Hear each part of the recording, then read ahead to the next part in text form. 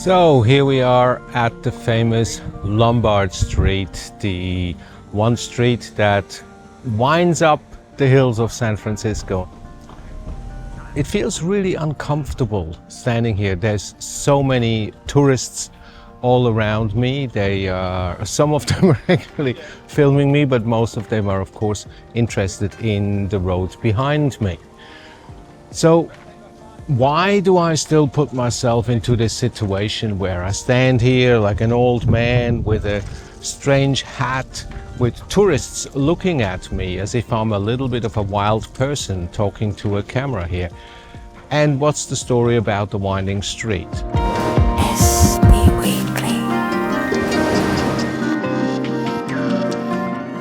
Well, hello, this is the voice from the editing suite. If you wonder why we see this man talking but we can't hear what he's saying, well, someone, and we don't want to point fingers here, has forgotten to charge the microphone battery and it cut out pretty much straight after the introduction.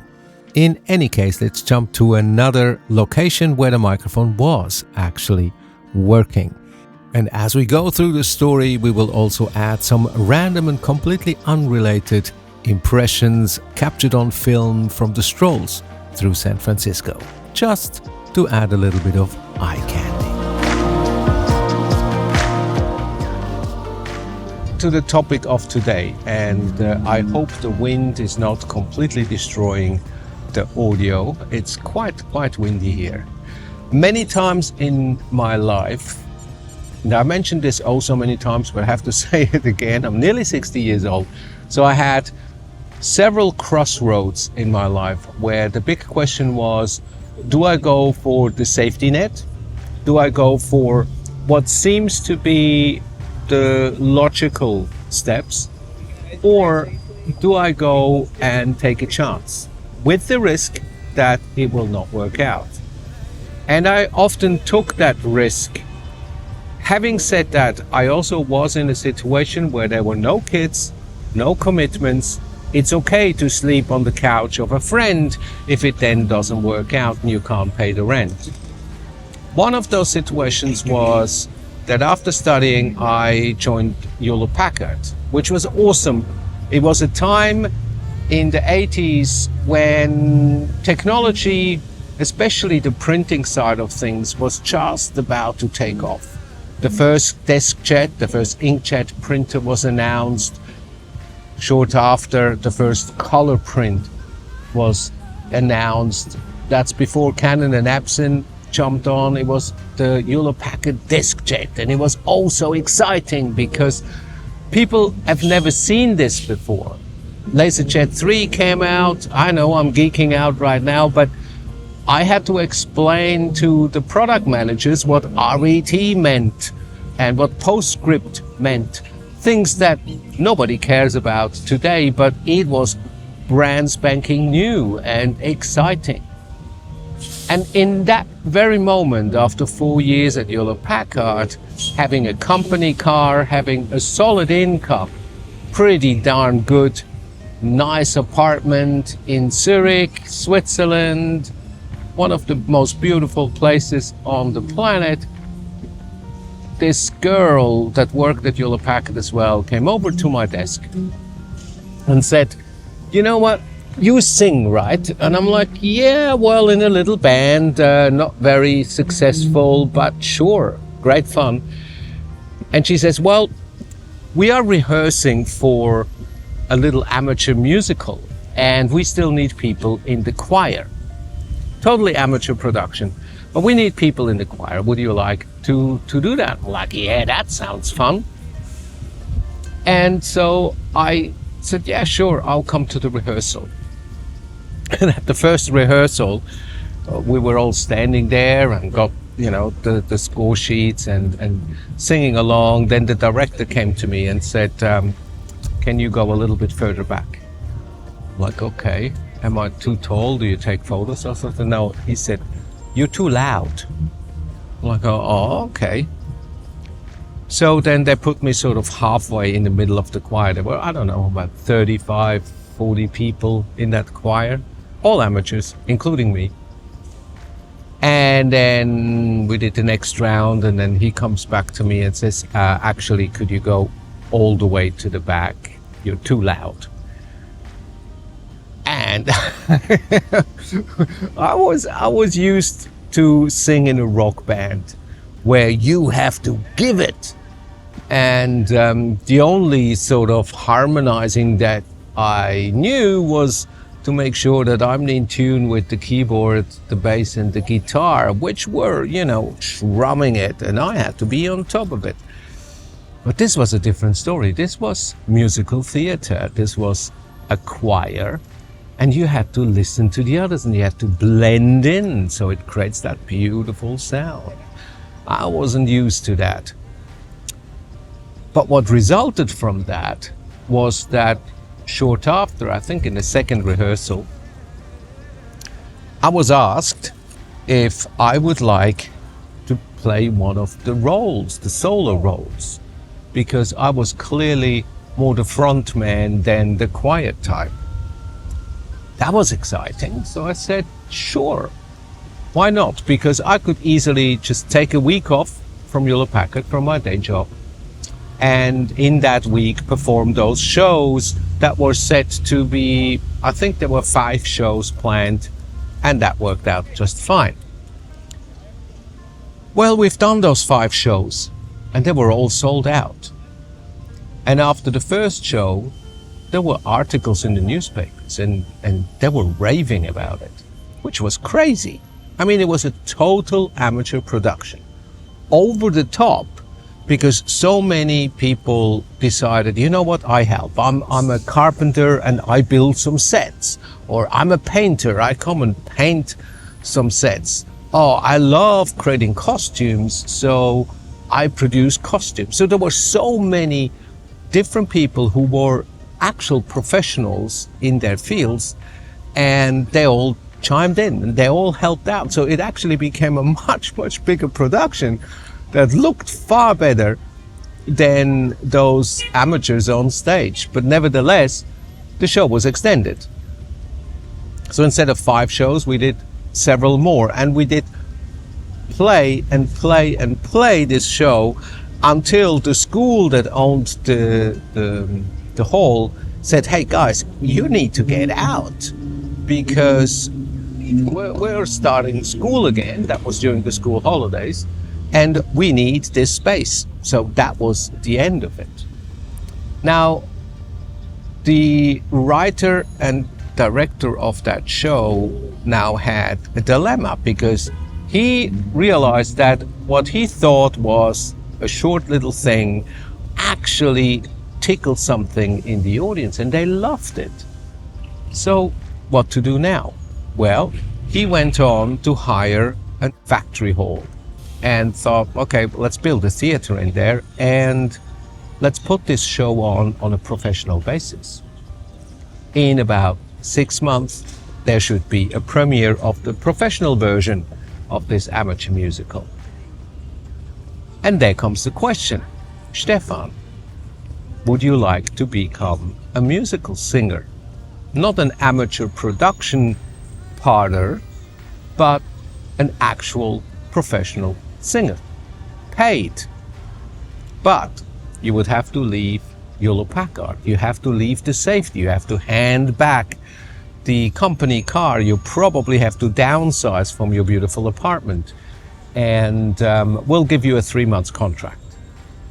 Well, what happens after those 3 months? Am I on the streets? Can I go back to Hewlett-Packard? Do they give me like a free passport? No, they can't. They need people to work on a daily basis. So that's the moment when you're at that one of those crossroads. In my case, of course, I took the glory over the money and decided, yes, I become a musical singer. I had no idea what I was doing. I wasn't that good, but the allure of singing for a living was just too amazing, so I took the bait. I retired from Hewlett-Packard and joined the musical scene. Luckily, it wasn't a 3-month contract. the 3 month contract was extended and extended and extended, and I ended up doing it for, I don't know, 2 years, something like that. And that's the moment when the next crossroad came, because some producers from Germany, don't forget, we're still in Baden, Switzerland, even though it was now a professional production, as in paid, it was still Switzerland. But now German producers saw the success of this musical in Switzerland, sold out shows every night, and thought, you know what, how about we take this and put it on to the big show, big stage, world stage, Berlin, Germany. Now we're not talking small little Switzerland anymore. Now we're talking, you know, several steps up. And they said, you know what? From the Swiss cast, there's 3 or 4 people we would like to take to Germany. I was one of them. The chosen one. So, what do I do now? Do I move to Germany on a 6 month contract, and then afterwards I'm stranded in Berlin and sleeping under the bridge? Or do I just stay in Switzerland and kind of in a cozy situation again? So I took the bait yet again. I flew to Berlin to see what went where and to sign contracts. And in Berlin, the production team helped me to find quite a nice apartment, at least for the time being. And in Berlin, I rented a truck. So I drove all the way from from Berlin, Germany, through Germany, into Switzerland, to my old apartment in Zurich. I packed everything I owned, from cutlery to couch, into that truck and drove it back to Germany, to Berlin. 12-hour drive one way, load everything in, 12 hours back to Berlin, up the stairs into my new apartment in Berlin, without a plan of how long I'm gonna stay here, if it will work out or not. I had no idea, but it was just too much excitement to say no. So I stayed in Berlin for 8 years, and it was beautiful. And there's absolutely no better feeling in the world than performing a show, 2 hours, you give everything you have, you sweat your bum off, and at the end, you come out and you get a standing ovation. How good is that?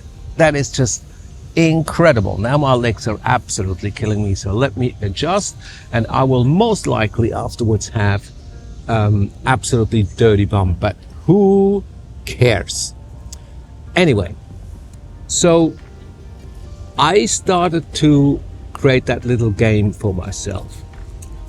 Before the show, sort of 10 minutes before the show, I was looking through from backstage through the curtain, and I always tried to find a couple in the audience in the first few rows, which clearly the wife or the female partner has bought the tickets, and the guy was dragged along and he doesn't want to be there.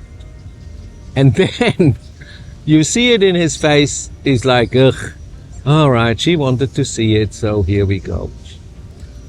And then you find the same couple again at the end of the show,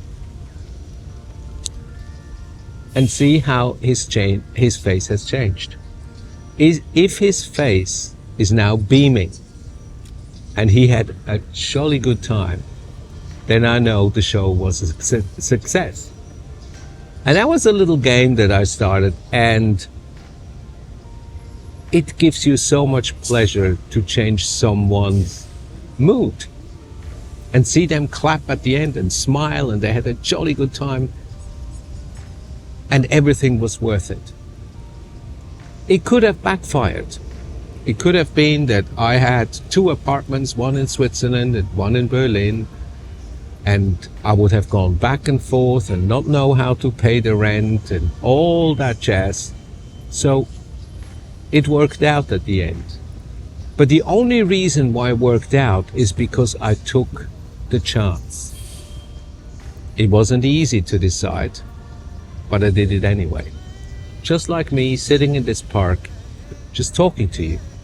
What you don't see is that people walk right behind the camera. There's noise left and right, and they're looking at me as if I'm an absolute lunatic. What is this guy doing sitting here talking to this camera? But who cares? You take the chance and you just do it. Because at the end of the day, it will be worth it. And if everything goes pear-shaped, if nothing works out, what you take with you is the experience and knowing for yourself that you did it, you went for it, and you take that experience and that learning. Trust me, there's many, many more stories where it didn't work out for me. And maybe one day I shall share them with you. But for now, let's just take it as it is.